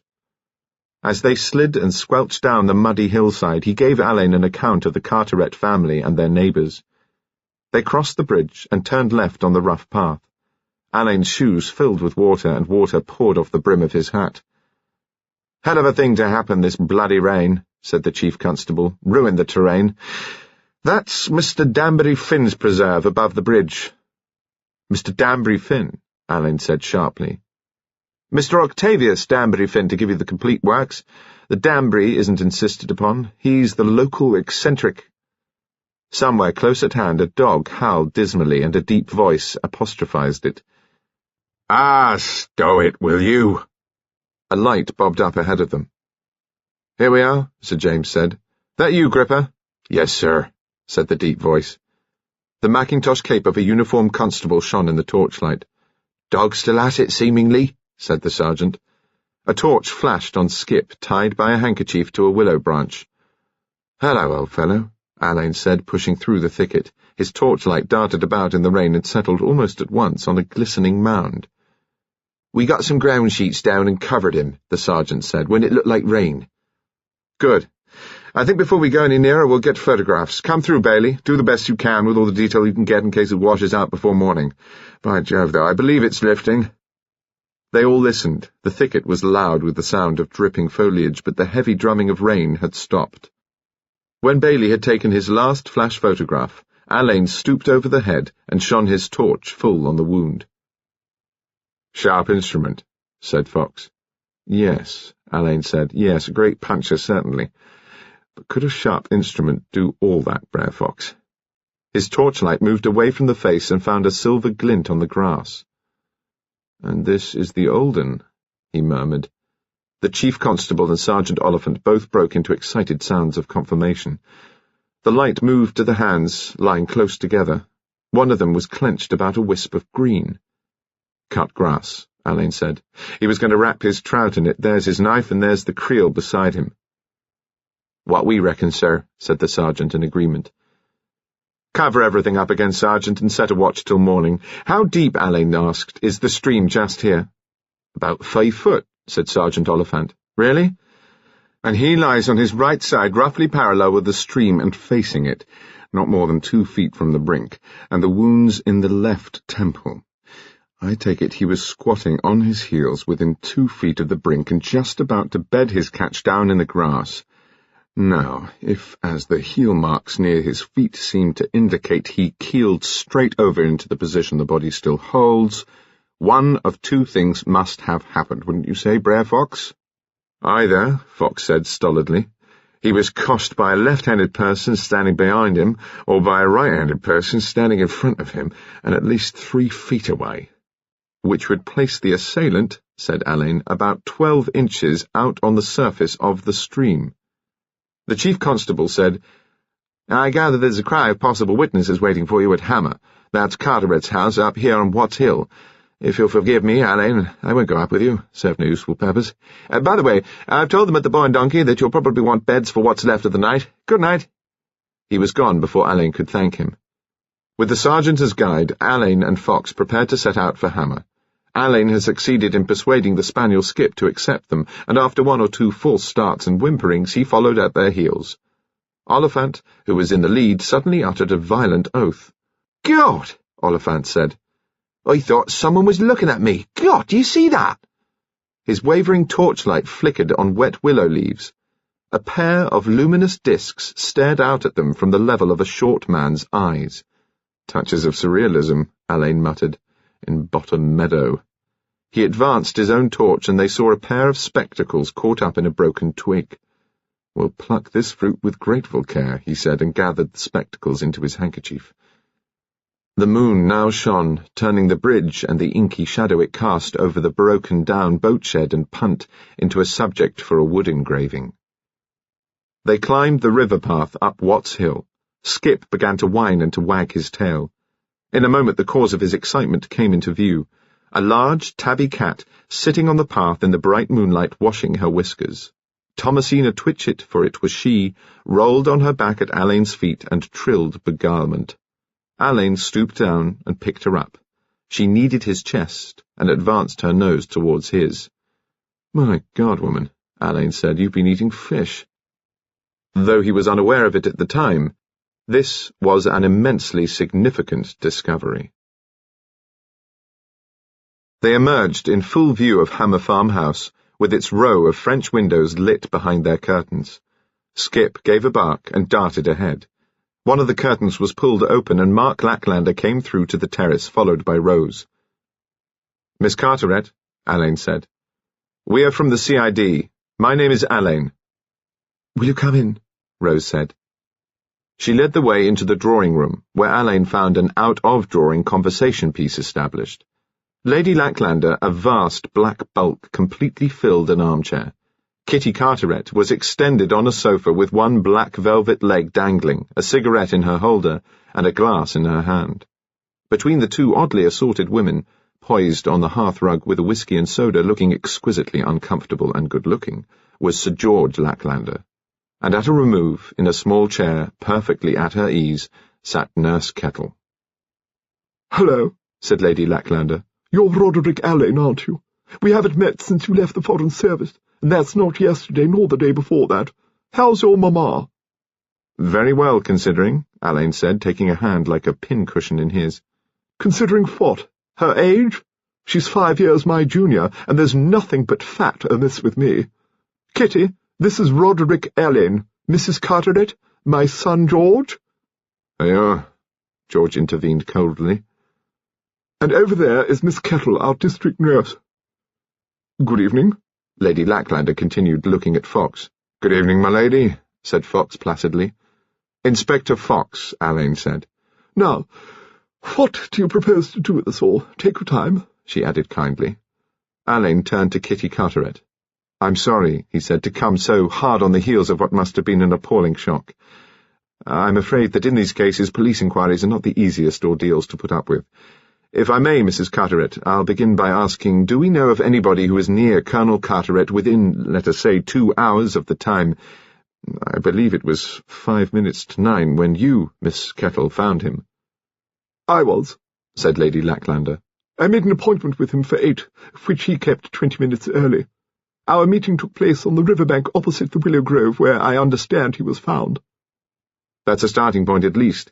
Does anyone know anything about Colonel Carteret's movements after this meeting, which lasted, how long do you think, Lady Lacklander?" "About 10 minutes. I packed up my things and left them to be collected and went home. I'd been sketching." Kitty said, "I didn't see him, but I must have been somewhere near him, I suppose, when I came back from the golf course. I got home at 8:05, I remember." "The golf course?" "At Nun's Pardon," George Lacklander said. "Mrs. Carteret and I played a round of golf there this evening." "I see. You came home by the bottom bridge, Mrs. Carteret?" "Yes, the river path." "On the far side, wouldn't you overlook the Willow Grove?" "Yes, I suppose you would. As a matter of fact, I was looking, actually, at the upper reaches to see—" She glanced at George Lacklander. "Well, to see if I could spot Mr. Finn," she said. In the silence that followed, all 3 Lacklanders made slight movements that were instantly checked. "Mr. Danbury Finn," Alleyne said. "Yes." "Poaching," George Lacklander ejaculated. "We saw him from the second tee. He was on his own ground on the right bank above the bridge, casting above the bridge and letting the stream carry his cast under the bridge and into Carteret's waters. Most blackguardly thing I ever saw." "Of course," Alleyne said. "You were sketching, Lady Lacklander, weren't you? Whereabouts?" "In a hollow about the length of this room, below the bridge, on the left bank." "Near a clump of alders?"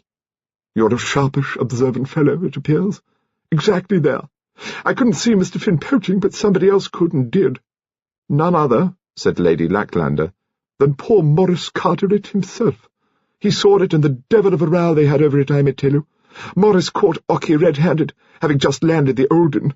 They didn't see me," Lady Lacklander went on, "because I was down in my hollow on the other bank.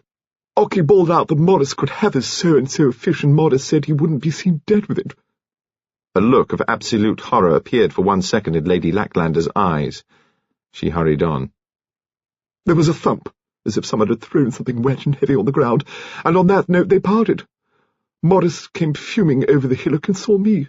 Ockie, as far as I know, stormed back up the hill to Jacob's cottage." "Had Colonel Carteret got the fish in his hands then?" "Not he. He left it there on the bridge. I saw it when I went home. For all I know, it's still lying there on the bridge." "It's lying by Colonel Carteret," Alleyne said. "And the question seems to be, doesn't it, who put it there?" This time the silence was long and completely blank. Alleyne addressed Lady Lacklander.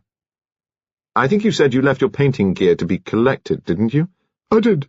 "Who collected it, please?" "One of the servants. William the footman, probably." "No," Mark said. "No, Gar, I did." "You?" his grandmother said, "What were you doing?" and stopped short. Mark said rapidly that after making a professional call in the village, he had gone in to play tennis at Hammer and had stayed there until about 10 minutes past 8. He had returned home by the river path and as he approached Bottom Bridge had seen his grandmother's shooting stick, stool and painting gear in a deserted group on a hillock. He carried them back to Nun's Pardon. Alain asked him if he had noticed a large trout lying on Bottom Bridge. Mark said that he hadn't done so. "Mrs. Carteret," Alain said, "you must have crossed Bottom Bridge a few minutes after Lady Lacklander had gone home, mustn't you? Did you see the fabulous trout lying on Bottom Bridge?" "Not a sign of it, I'm afraid." "So that between about 10 to 8 and 10 past 8 the trout was removed by somebody and subsequently left in the willow grove." It was at this moment that Kitty Carteret screamed. She was staring at something beyond and behind Alain. They all turned, but found only an uncovered French window. "There's someone out there," Kitty whispered. "It's probably Sergeant Oliphant," Alain said. "We left him outside, Fox." Fox was already on his way when the figure of a man appeared moving uncertainly. Fox opened the French window. "Pray forgive an unwarrantable intrusion," said Mr. Danbury Finn. "I am in quest of a fish." Mr. Finn squinted at Fox and then beyond him at the company in the drawing-room. "I fear I've called at an inconvenient moment," he said. "I had hoped to see Colonel Carteret."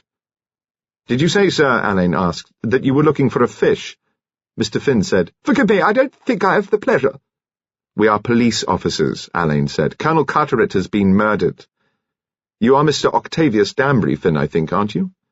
"But how perfectly terrible," said Mr. Finn. "My dear Mrs. Carteret, my dear Miss Rose, I am appalled, appalled." Alain said, "I should like you to tell me about the fish you were looking for." "The fish? The fish, my dear sir, is or was a magnificent trout, a piscine emperor, and let me tell you, I caught him." "What," Alain asked, "happened to your catch?" Mr. Finn began to speak very quickly indeed. "Flushed with triumph, I resolved to try the upper reaches of the Tyne. I therefore laid my captive to rest on the upper approach to Bottom Bridge. When I returned much later, I cannot tell you how much later, for I did not carry a watch, but much, much later, I went to the exact spot where my Prince of Piscines should have rested, and—" He made a wide gesture. "Gone! Vanished! I returned home a bitterly chagrined man." "And there you remained, it seems, for about 4 hours. It's now 1:05 in the morning. Why at such an hour are you paying this visit, Mr. Finn?" "Why?" Mr. Finn exclaimed, spreading his unsteady hands. "My dear sir, rendered almost suicidal by the loss of this Homeric catch, I was unable to contemplate my couch with any prospect of repose. I attempted to read, to listen to the wireless. I sought the relief of fresh air and took a turn down the river path, from whence I observed lights behind these windows." "Mr. Finn," Alain said, "you normally wear spectacles, I think, don't you?" "Only for reading," he said. Lady Lacklander suddenly clapped her hands. "So there we are," she said. "George, I should like you to take me home." She looked straight into Alain's eyes. "Do you propose to let me go home?" Alain raised an eyebrow. "I shall feel a good deal safer," he said, "with you there than here, Lady Lacklander." "Take me to my car." Alain hastened to open the door and followed her to the main entrance. Outside this, a vast elderly car waited. "Now tell me," she said after she had heaved herself in.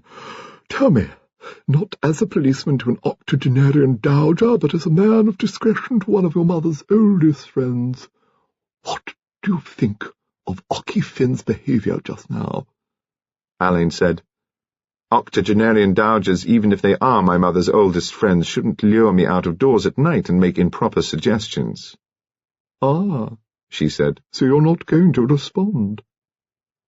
"Tell me, did Mr. Finn have a son called Ludovic? Ludovic Danbury Finn?" He watched her face harden. "I wouldn't mention the boy if I were you. He was in the Foreign Service and blotted his copybook, as I dare say you know." "Do you mind telling me what you and Colonel Carteret talked about?" "We talked about Ocky poaching, and about a domestic matter that is for the moment private, and can have no bearing whatever on Morris's death." Can you remember exactly what Mr. Finn and Colonel Carteret said to each other when they had their row? She looked hard at him. Not word for word. They had a row over the fish. Did they talk about anything else? Lady Lacklander said. No. Very coolly indeed. Ocky Finn is no murderer. Is he not? Alain said. Well, that's something to know, isn't it? Good night. He shut the door. The light in the car went out. As he turned back to the house, Alain met George Lacklander. It struck him that George was remarkably ill at ease in his company. Simply for the record, I shall have to put this sort of question to everybody who was in Colonel Carteret's landscape last evening. You and Mrs. Carteret began your round of golf, I think you said at 7. I didn't notice the exact time, George said in a hurry. Mrs. Carteret says she arrived here at about 8:05. Perhaps you played golf roughly for an hour. How many holes? We didn't go round the course. Mrs. Carteret is learning. We spent the time practicing some of her shots, George said haughtily. Ah, yes, and you parted company at about 7:50. Where? At the top of the river path, and now if you'll excuse me, I really must drive my mamma home. Yes, I think we may let you go now. Afraid I shall have to ask you to stay in Swevenings for the time being. Damn nuisance, I know, but there you are, if they will turn on homicide in your bottom meadow. Good night to you. He circumnavigated George and returned to the drawing-room where he addressed himself to Kitty Carteret. If I may, he said, I should like to have a very short talk with Miss Kettle. Is there perhaps another room we may use, a study perhaps? Mrs. Carteret hesitated, but Rose said, Yes, of course, I'll show you. Fox had gone to the French window and had made a majestical signal to the sergeant, who now came into the drawing-room. You all know Sergeant Oliphant, of course, Alain said. He will be in charge of the local arrangements. Mr. Finn, I will ask you to repeat the substance of your account to Sergeant Oliphant, who will take it down and get you to sign it if it is correct. Mr. Finn blinked at him. And now, Miss Carteret, may we indeed use the study? Rose led the way across the hall into the room where 8 hours ago she had talked to her father about her love for Mark. Alain and Fox followed. He seems to be here, you know. This was his place more than anywhere else. She faltered. Alain asked quietly, Was he worried about anything? Yes, he was indeed. But it's private, and even if it wasn't, it couldn't possibly be of any use. When did you see him last? This evening. I mean, last evening, don't I? He went out soon after 7. Where did he go? She hesitated and then said, I believe to call on Mr. Finn. Do you know why? I think it had something to do with the publishing business. The publishing business? She pushed a strand of hair back and pressed the heels of her hands against her eyes. I don't know who could do such a thing to him, she said. Her voice was drained of all its colour. Her eyes, fatigued by tears, looked for a moment at a table where a tray of casts were set out. I always tied the flies. We made up a fly he nearly always fished with. I tied one this afternoon. The door opened and Mark Lacklander came in looking angry. Ah, there you are, he said. He walked straight over and put his fingers on her wrists. You're going to bed at once. I've asked Nurse Kettle to make a hot drink for you. She's waiting for you now. He glared at Alain. Miss Carteret is my patient, he said, and those are my instructions. They sound altogether admirable, Alain rejoined. I wonder if we may see Nurse Kettle as soon as she is free, and you a little later, if you please, Dr. Lacklander. Certainly, sir, Mark said stiffly, and taking Rose's arm, led her out of the room. Nurse Kettle sat tidily on an armless chair. She had just given Alain a neat account of her finding of Colonel Carteret's body. That's all, really, she said. Except that I had a jolly strong feeling I was being watched. You get it on night duty in a ward, a patient lying awake and staring at you. You always know before you look. I suppose, Alain said, you know all these people pretty well, don't you, Miss Kettle? I always think in country districts the Queen's nurses are rather like liaison officers. Nurse Kettle looked pleased. Well now, she said, we do get to know people. Of course our duties take us mostly to the ordinary folk, although with the present shortage we find ourselves doing quite a lot for the other sort. They pay the full fee and that helps the association. So, as long as it's not depriving the ones who can't afford it, we take the odd upper-class case, like me and Lady Lacklander's toe, for instance. And then again I night-nursed the old gentleman. With him when he died, actually. Well, so was the family. And the Colonel, too, as it happens. Colonel Carteret? That's right. Or, wait a moment, I'm telling stories. The Colonel didn't come back into the room. He stayed on the landing with the papers. The papers? The old gentleman's memoirs, they were. The Colonel was to see about publishing them. The old gentleman was very troubled about them. He couldn't be content to say goodbye and give up until he'd seen the Colonel. Well, no sooner had he handed them over than he took much worse, and the Colonel gave the alarm. We all went in. I gave brandy. Dr. Mark gave an injection, but it was all over in a minute. Vic, he said. Vic. That was all. Alain repeated. Vic. And they were silent for so long that Nurse Kettle had begun to say, "Well, if that's all I can do," when he interrupted her. "I was going to ask you," he said, "who lives in the house between this one and Mr. Finn's?" Nurse Kettle smiled. "At Uplands," she said. "Commander Seiss. He's another of my victims," she added, and unaccountably turned rather pink. "Down with a bad go of Bago, poor chap." "Miss Kettle, you liked Colonel Carteret, didn't you? It was clear from your manner, I thought, that you liked him very much indeed." "Well, I did. He was one of the nicest and gentlest souls. Devoted father, never said an unkind word about anybody."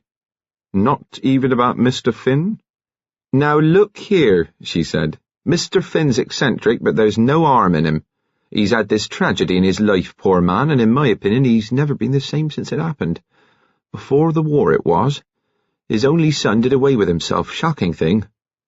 "Wasn't the son in the Foreign Service?" "That's right. Ludovic. He was in some foreign place when it happened. Broke his mother's heart, they always say, but she was a cardiac anyway, poor thing. Mr. Finn never really got over it." "I remember hearing about it," said Alain, vaguely. "Wasn't he one of Sir Harold Lacklander's young men?" "That's right." "So the Swevelings families tend to gravitate towards foreign parts." Nurse Kettle said they certainly seemed to do so. Apart from the young Vicky Danbury Finn getting a job in Sir Harold's embassy, there was Commander Seiss, whose ship had been based at Singapore, and the Colonel himself, who had been attached to a number of missions in the Far East, including one at Singapore. Nurse Kettle added that she believed he had met his second wife there. "Really?" Alain said, with no display of interest. "At the time when Seiss was out there, do you mean?" It was the merest shot in the dark, but it found its mark. Nurse Kettle became pink and said with excessive brightness that she believed that the Commander and the second Mrs. C had known each other out in the East. She added, with an air of cramming herself over some emotional hurdle, that she had seen a very pretty drawing that the Commander had made of Mrs. Carteret. "You'd pick it out for her at once," she said. "Did you know the first Mrs. Carteret?" "Well, not to say no. They were only married 18 months when she died giving birth to Miss Rose." She stood up. "If there's nothing more," she said, "I'll just have a word with the doctor and see if there's anything I can do for Miss Rose or her stepmother before they settle down." Alain and Fox contemplated each other with the absent-minded habit of long association. "Before we see Dr. Lacklander," Alain said, "let's take stock, Brer Fox. What are you thinking about?" Fox dragged his palm across his jaw. "For a secluded district," he said, "there seems to have been quite a bit of traffic in the Valley of the Chine."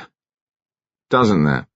Down this hill, over the bridge, up the other hill, and t'other way round, none of them meeting except the murdered man and old Finn at 7:30, and the murdered man and Lady Lacklander 10 minutes later. Otherwise it seems to have been a series of near misses on all hands. Let's have a word with young Lacklander, shall we? Fetch him in, Foxkin, and while you're there, see how Mr. Finn's getting on with his statement to the sergeant." While Fox was away, Alain looked more closely at Colonel Carteret's study. He was interested to find a sizable book with the title The Scaly Breed by Maurice Carteret. It was a work on the habits and characteristics of freshwater trout. Alain's gaze travelled over the surface of the desk and ran down the front. He tried the drawers. The top pair were unlocked and contained only writing paper and envelopes. The centre pairs on each side were locked. The bottom left-hand drawer pulled out. It was empty. His attention sharpened. He had stooped down to look more closely at it when he heard Fox's voice in the hall. He pushed the drawer to and stood away from the desk. Mark Lacklander came in with Fox. Alain said, "I shan't keep you for long. Indeed, I have only asked you to come in to clear up one small point and to help us with another. The first question is this. When you went home at 8:15 last evening, did you hear a dog howling in Bottom Meadow?" No, Mark said. No, I'm sure I didn't, but I remembered meeting a tabby cat, one of Ocky Finn's menagerie, I imagine, on an evening stroll. Where was she? This side of the bridge, said Mark, looking bored.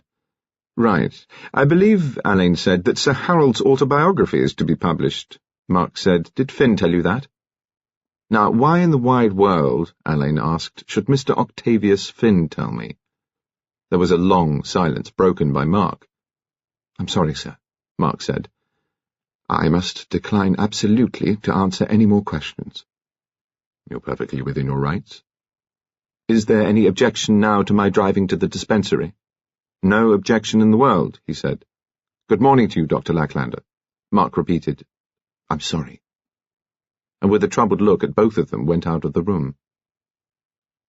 Brer Fox, Alain said, we shall snatch a couple of hours of sleep at the Boy and Donkey, but before we do so, will you bend your fancy upon the bottom drawer on the left-hand side of Colonel Carteret's desk? Fox did as he was bidden. Forced, he said. Recent, chipped. Quite so. Job's been done unhandily by an amateur. We'll seal this room, and tomorrow we'll put in the camera and Dabs boys. In the morning, Foxkin, if you're a good boy, you shall be told the sad and cautionary story of Master Ludovic Finn. Fox was duly acquainted with the story of Ludovic Finn over ham and eggs in the parlour of the Boy and Donkey shortly after dawn. I know about young Finn, Alain said, because his debacle occurred when I was doing a spell in the Special Branch in 1937. At that time, the late Sir Harold Lacklander was our ambassador at Zlonitzer, and Master Danbury Finn was his personal secretary. Young Finn arrived with his alma mater's milk wet on his lips. He made some very dubious Zlonitzer chums, among whom was a German agent of a particularly persuasive sort. He became completely sold on the Nazi formula, and on the night after a crucial cable had come through for his chief, he presented his Zlonitzer chums with the whole story. Lacklander gave him bottled hell, and he went away and blew his brains out. A brilliant but unbalanced boy. His mother died a few months afterwards, I believe. Sad, said Mr. Fox. Would you say, Mr. Alain, now, that this Mr. Finn Senior was slightly round the bend? His behaviour in the watches of last night was certainly oddish. He was a frightened man, Fox, if ever I saw one. What do you think? The opportunity was there, Fox said, going straight to the first principle of police investigation. It was. And by the way, Bailey's done his dab drill. The spectacles are Mr. Danbury Finn's. It's not conclusive. He might have lost them down there earlier in the day, but there's one item that emerged last night which I don't think we can afford to disregard, Fox. I take it, Fox said, that you're wondering if there's a full account of young Finn's offence in the memoirs. They link the Carterets with the Lacklanders, and they may well link Mr. Finn with both.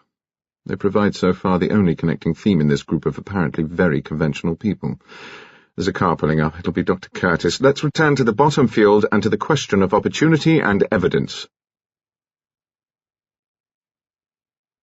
By midsummer morning light, Colonel Carteret looked incongruous in the willow grove. Dr. Curtis completed a superficial examination and stood up. That's all I want here, Alain, he said. I've given Oliphant the contents of the pockets.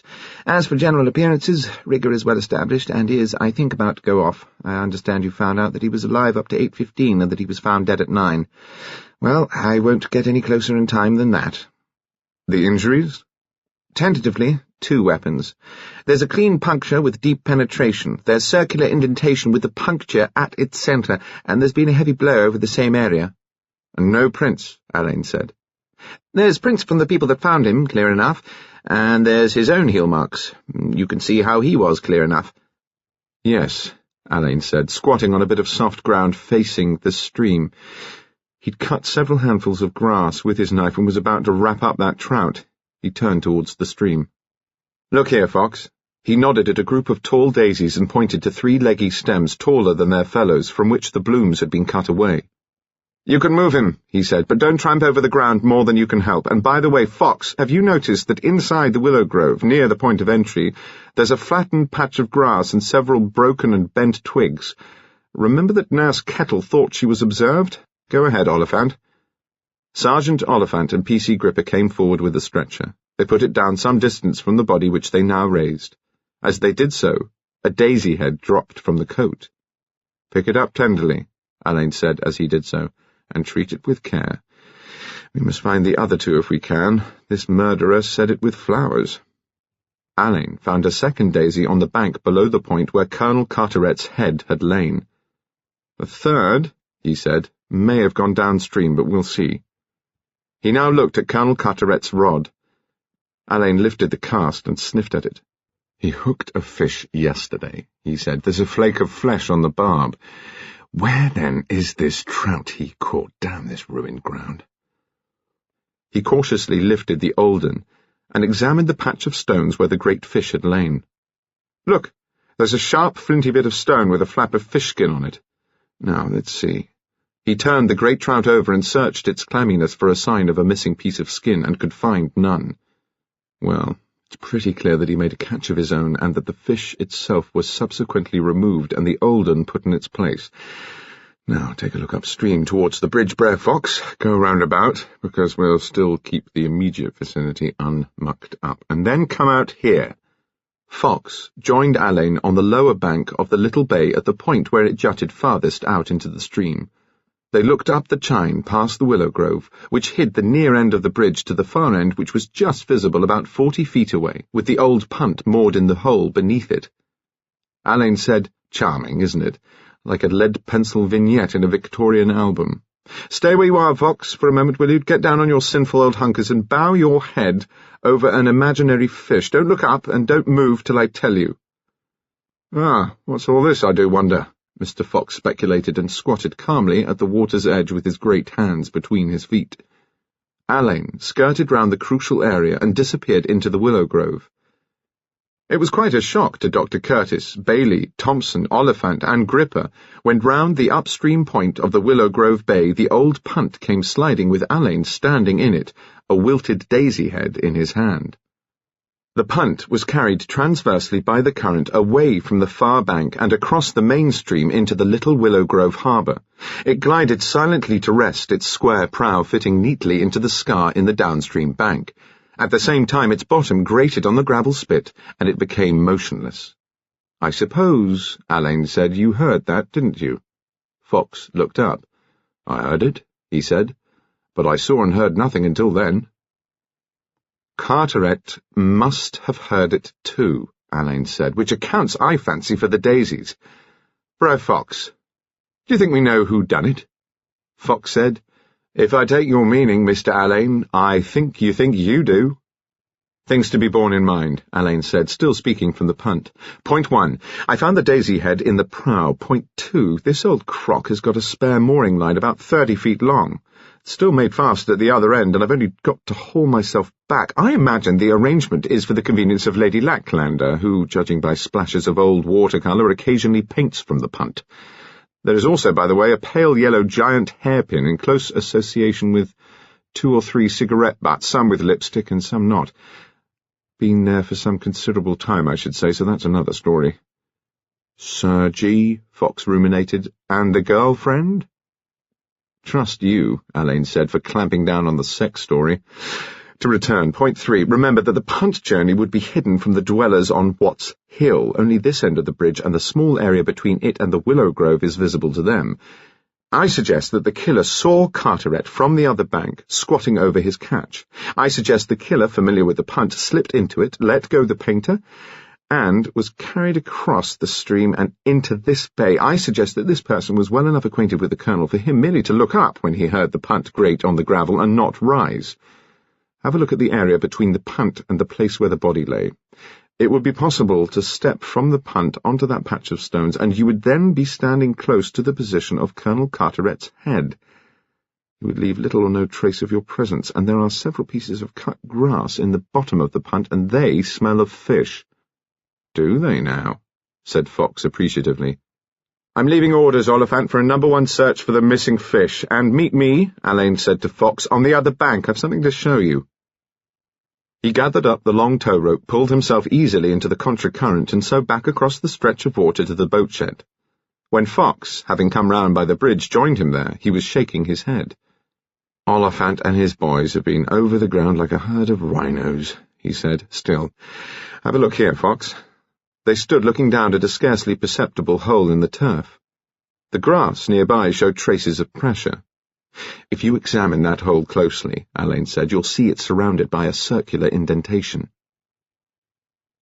"Yes," Fox said after a long pause. "Yes, by God, so it is. Same as the injury, by God." "It's the mark of the second weapon," Alain said. "It's the mark of a shooting stick, Brer Fox." "Attractive house," Alain said as they emerged from the home coppice into full view of Nun's Pardon. "We'll have to go cautiously here, Brer Fox, by gum we shall," he added as Lady Lacklander came out of the house with half a dozen dogs at her heels. "She's wearing men's boots," Fox observed. "That may be because of her ulcerated toe." "Ah, to be sure. Lord love her, she's got a shooting stick on her arm." "So she has. Hell's boots, she's going to sit on it." Lady Lacklander had halted, opened her shooting stick, and, with alarming empiricism, let herself down on it. "With her weight," Alain said crossly, "she'll bloody well bury it. Come on." As soon as they were within hailing distance, Lady Lacklander shouted, "Good morning to you! Have you been up all night? Not that you look like it, I may say." Alain said, "We're sorry to begin plaguing you so early, but we're in a bit of a jam. I want to reconstruct the crucial bit of the landscape as it was after you left it. Will you lend us your shooting stick and your sketching gear for an hour or so? We'll take the greatest care of them." "Well, I don't know what you're up to," she said, "and I suppose I may as well make up my mind that I won't find out. Here you are." She heaved herself up and with a single powerful wrench tore the shooting stick from its bondage. "The sketching gear is up at the house. Come and get it?" Alain thanked her, and they all three went up to the house. George Lacklander was in the hall. "Well, George," his mother said, and bestowed a peculiar smirk upon him, "I don't suppose they'll let me out on bail, but no doubt you'll be allowed to visit me." "Really, Mamma?" "Roderick is demanding my sketching gear on what appears to me to be a sadly trumped-up excuse. He has not yet, however, administered what I understand to be the usual warning." "Really, Mamma?" George repeated with a miserable titter. "Come along, Rory," Lady Lacklander continued, and led Alain into a cloakroom where umbrellas, an assortment of galoshes, boots and shoes, and a variety of rackets and clubs were assembled. "Help yourself." "Thanks so much for helping us," Alain said. He and Fox were aware of her great bulk motionless on the steps as they made their way back to the home coppice. "And I don't mind betting," Alain said, "that from the rear we look as self-conscious as a brace of snowballs in hell." When they were out of sight in the trees, they examined their booty. Alain laid the shooting stick on a bank and squatted beside it. "The disc," he said, "screws on above the ferrule, which obviously hasn't been disengaged for weeks, all to the good. If it's the weapon, there's a good chance of a blood trace under the collar. Must let Curtis have this at once. Now let's have a look at her kit." He unbuckled the straps and peered inside, sniffing. He drew a length of stained cotton rag out of the kit. It was blotched with patches of watery colour, and with one dark brownish-reddish stain. Alain looked up at his colleague.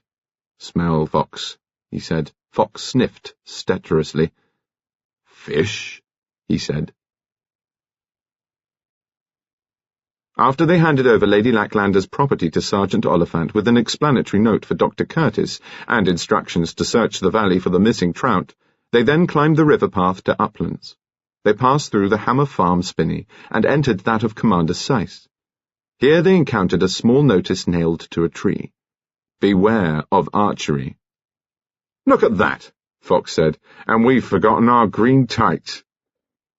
As they emerged from Commander Seiss's spinney into his garden, they heard a twang followed by a peculiar whining sound and the took of a penetrating blow.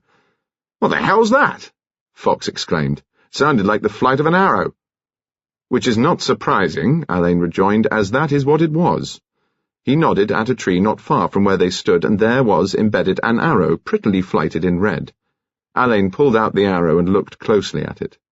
Deadly if they hit the right spot. Come on. They emerged from the spinney to discover Commander Seiss himself some 50 yards away, bow in hand. As they plodded up the hill, he looked anywhere but at them, and when finally Alain introduced himself and Fox, he shied away from them like an unbroken colt. "We are," Alain explained, "police officers." "Good Lord! I suppose you've heard of last night's tragedy." "What tragedy?" "Colonel Carteret has been murdered." "Great grief! When?" "About 9 o'clock, we think." "Who found him?" "The district nurse, Nurse Kettle." Commander Seiss turned scarlet. "I say, come in, won't you? No good nattering out here, what?" They followed him into his desolate drawing room and noted the improvised bed now tidily made up and a table set out with an orderly array of drawing materials and watercolours. Alain said that as a matter of routine the police were calling upon Carteret's neighbours. "We hoped that by talking to those of the Colonel's neighbours who were anywhere near—" "I wasn't nowhere near." "Then you know where he was found?" "Of course I do. You said 9 o'clock. The lady who told me found her left here at 5 to 9, and I saw her go down into the valley. She found him at 9. He must have been in the Perishing Valley, mustn't he? I watched her go down." "From where?" "From the window." "You were on your feet, then? Not completely prostrate with lumbago?" Commander Seiss began to look wretchedly uncomfortable. I struggled up, don't you know," he said. "And this morning you've quite recovered?" Comes and goes." "Very tricky," said Alain. "I understand that you've known Colonel Carteret a great many years." "Off and on, neighbours, damn nice fella." "Exactly, and I believe that when Carteret was in the Far East you ran up against him at Hong Kong, was it?" "Singapore." "Oh, yes. The reason why I'm asking you is we are wondering if it can possibly be a backkick from his work out in the East." "Wouldn't know." "Did you see much of them out there?" "Them?" "The Carterets." Commander Seiss glared at Alain. "He wasn't married," he said. "Then?" "So you didn't meet the second Mrs. Carteret until you came back here, I suppose?" Commander Seiss thrust his hands into his pockets and walked over to the window. "I had met her, yes," he mumbled, "out there." "Before they married?" "Yes." "Did you bring them together?" Alain asked lightly, and he saw the muscles in the back of Seiss's neck stiffen under the reddened skin. "I introduced them as it happens," Seiss said loudly without turning his head. "That's always rather amusing." "Oh, I find it so, being," Alain said, looking fixedly at Fox, "an incorrigible matchmaker." "Good God, nothing like that!" Seiss shouted. "Last thing I intended, good God, no!" He spoke with extraordinary vehemence, and seemed to be moved equally by astonishment, shame, and indignation. Alain noticed the unsteady hands, moist skin and patchy colour, and the bewildered, unhappy look in the very blue eyes. "Alcoholic, poor devil," he thought. "So you bring about this first meeting with Miss— I don't know Mrs. Carteret's maiden name." Commander Seiss mumbled unhappily. "De Vere." There was a marked silence. Fox cleared his throat. "Ah, yes," Alain said. "Would you have thought," Fox asked as he and Alain made their way through Mr. Finn's coppice to Jacob's cottage, "that the present Mrs. Carteret was born into the purple, Mr. Alain?" "I wouldn't have said so, Brer Fox. I should think she must find life in Sweatherings pretty dim. Here's Mr. Finn Spinney, and here, I think, is our girlfriend of last night. Mrs. Thomasina Twitchett was, in fact, taking a stroll." "Good morning, my dear," said Alain. They climbed up through Mr. Finn's spinney and finally emerged on the lawn before Jacob's cottage. "Though if that's a cottage," Fox observed, "Buck House is a bungalow." Mr. Finn came out of his house accompanied by an escort of cats and Mrs. Twitchett's 3 fat kittens. "No more," he was saying in his curious alto voice. "All gone. Go and catch mice, you lazy lot of fires." He set down the empty dish he had been carrying. Some object fell from his breast pocket and he replaced it in a hurry. Then he saw Alain and Fox. "Good morning," Mr. Finn fluted thickly. "To what beneficent constabular breeze do I owe this enchanting surprise?" "Detectives armed, I perceive," he added, with a malevolent glance at Commander Seiss's arrow, which Alain had retained by the simple expedient of absent-mindedly walking away with it. "Good morning, Mr. Finn," Alain said. "I have been renewing my acquaintance with your charming cat." He sat on his heels beside Mrs. Twitchett, who gently kicked away one of her 2 greedy kittens. "Her fur's in wonderful condition for a nursing mother," he said, stroking it. "Do you give her anything special to eat?" Mr. Finn began to talk with the sickening extravagance of the feline fanatic.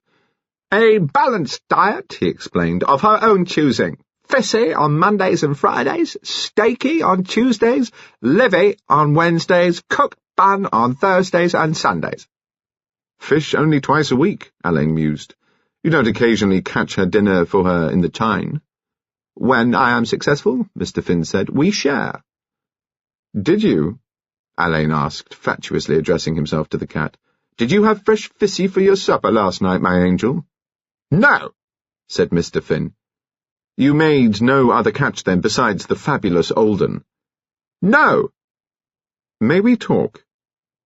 Mr. Finn, silent for once, led the way through a side door and down a passage into a sizable library. The Colonel's study had been pleasant, civilized, and not lacking in feminine graces. Mr. Finn's library was disorderly, dirty, and neglected.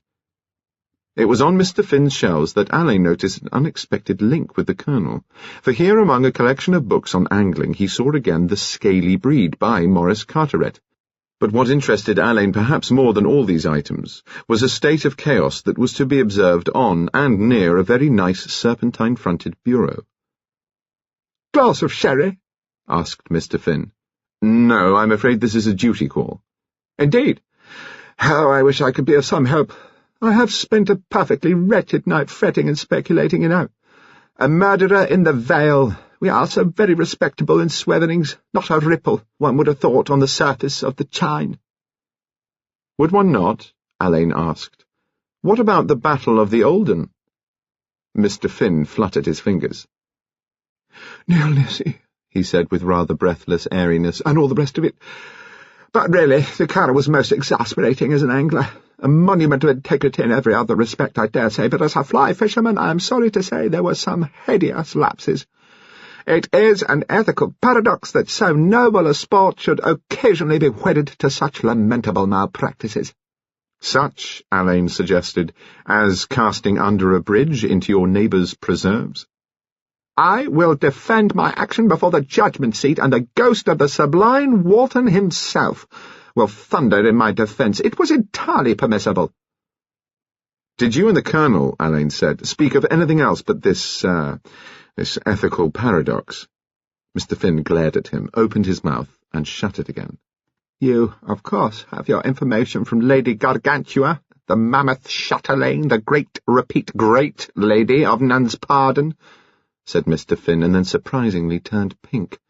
His gaze, oddly fixed, was directed past Alain's elbow to some object behind him. "Did she divulge the nature of my farther conversation with the Colonel?" "No." "Then neither," said Mr. Finn, "shall I." "Very well," Alain said, and turned away with an air of finality. He'd been standing with his back to a desk. Presiding over an incredibly heaped-up litter were two photographs in tarnished silver frames. One was of a lady. The other was of a young man bearing a strong resemblance to her and inscribed in a flowing hand, Ludovic.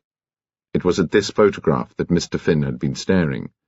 Alain said, looking at the photograph, "This is your son, sir, isn't it?"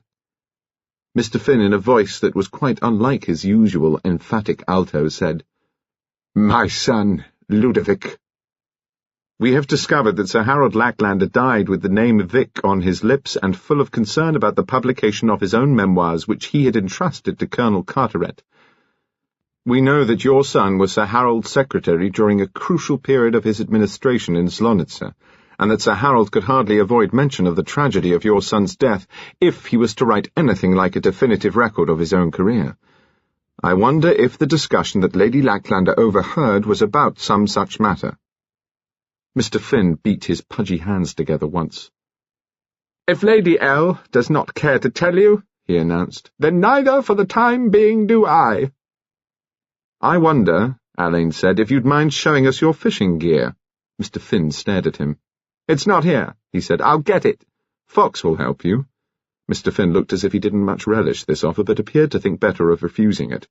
He and Fox went out together. Alain moved over to the book-lined wall on his left and took down Maurice Carteret's work on the Scaly Breed. He riffled through the pages. The book appeared to be a series of short essays on the behaviour and eccentricities of freshwater fish. It was illustrated rather charmingly with marginal drawings. Alain turned back to the title page and found that they were by Geoffrey Sayce. His eye fell on a page heading, "No two alike," and with astonishment he saw what at first he took to be two magnified fingerprints showing the essential dissimilarities. When, however, he looked more closely, he found written underneath, "Microphotographs, Figure 1, scale of brown trout, 6 years. Figure 2, scale of trout, 4 years, 1½ pounds. It is not perhaps generally known, the Colonel had written, that the scales of no two trout are alike, I mean microscopically alike in the sense that no two sets of fingerprints correspond. It is amusing to reflect that in the watery world a rogue trout may leave incriminating evidence behind him in the form of what might be called scales of justice. Alain replaced the book and turned to the desk with its indescribable litter. Having inspected the surface, he disclosed a letter, addressed to Octavius Finn, Esquire, in the beautiful and unmistakable handwriting of Colonel Carteret. Alain had just had time enough to discover that it contained about 30 pages of typescript marked on the outside 7, when he heard Fox's voice on the stairs. He turned away. "Here are my toys," Mr. Finn said shortly. He was evidently one of those anglers who cannot resist the call of the illustrated catalogue and the lure of the gadget. His creel, his gaff, his net, his case of flies, and his superb rod were supplemented by every conceivable toy, all of them expensive, freshly cleaned, and in wonderful order. Alain picked up a short, heavily leaded rod. "What do you call the thing?" he asked. "It's called a priest. Don't know why." "Perhaps because of its valedictory function." Alain laid it on the desk and placed Commander Seyss's arrow beside it. "I really must return this arrow to Commander Seyss," Alain said absently. "I found it in the spinney embedded in a tree trunk."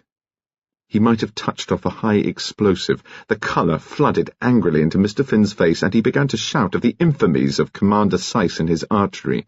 The death of Thomasina Twitchett's mother at the hands of Commander Seyss was furiously recalled. Seyss, Mr. Finn said, would drink himself into a sagittal fury and fire arrows off madly into the landscape. Only last night, Mr. Finn continued, when he himself was returning from the chine, the commander's bow was twanging away, and Mr. Finn had actually heard the took of an arrow in a tree trunk dangerously near to himself. The time was 8:15. He remembered hearing his clock chime. "I think you must be mistaken," Alain put it mildly. "Nurse Kettle tells us that last evening Commander Seyss was completely incapacitated by an acute attack of lumbago." Mr. Finn shouted out a rude and derisive word. "I see," Alain said.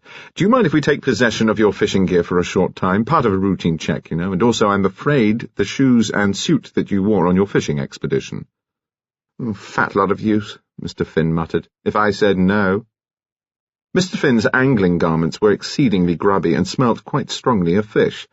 Alain saw, with satisfaction, a slimy deposit on the right leg of a pair of old-fashioned knickerbockers. "We won't keep you any longer," Alain said. "Unless, by any chance, you would care to give us a true account of your ramblings in the watches of the night." Mr. Finn gaped at him, and in doing so resembled for the moment the Olden himself.